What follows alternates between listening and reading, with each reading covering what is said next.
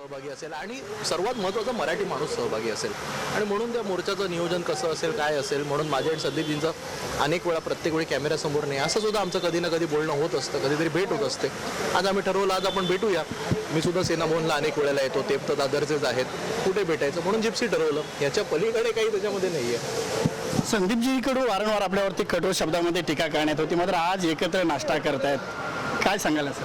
नाही बघा, मी म्हणालो तसं मराठी माणसाचं हित, मराठी भाषेवर जर कोण आक्रमण करत असेल तर आमच्यामधले मी आणि संदीपजी आम्ही तर काही पक्षाचे फक्त कार्यकर्ते आहोत. जर आमचे वरिष्ठ नेते म्हणत असतील की महाराष्ट्र आणि मराठी हिताकरता आपापसातले सगळे मतभेद आम्ही दूर ठेवायला तयार आहोत, तर मग आम्ही कोण आहोत? आमचं पण तीच भूमिका आहे.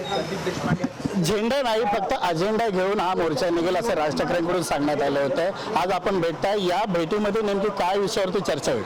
नाही, मी म्हणालो तसं की हा मोर्चा जास्तीत जास्त व्यापक भव्य दिव्य कसा करायचा यावर आम्ही चर्चा करू आणि मोर्चामध्ये सामान्य मराठी माणूस सुद्धा आला पाहिजे, मराठी पालक आले पाहिजे.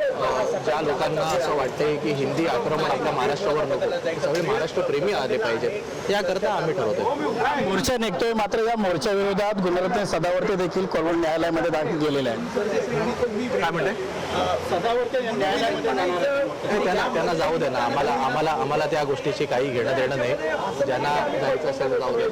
मराठी प्रेमी जनतेची ताकद आम्ही दाखवून देऊ. नक्कीच या ठिकाणी मराठी माणसाची ताकद काय आहे हे दाखवण्यात येईल असं या ठिकाणी विश्वास जो आहे तो वरुण सरदेसाईंनी व्यक्त केलेला आहे. कॅमेरा पर्सन प्रवीण सह संजय गडदे, साम टीव्ही न्यूज, मुंबई.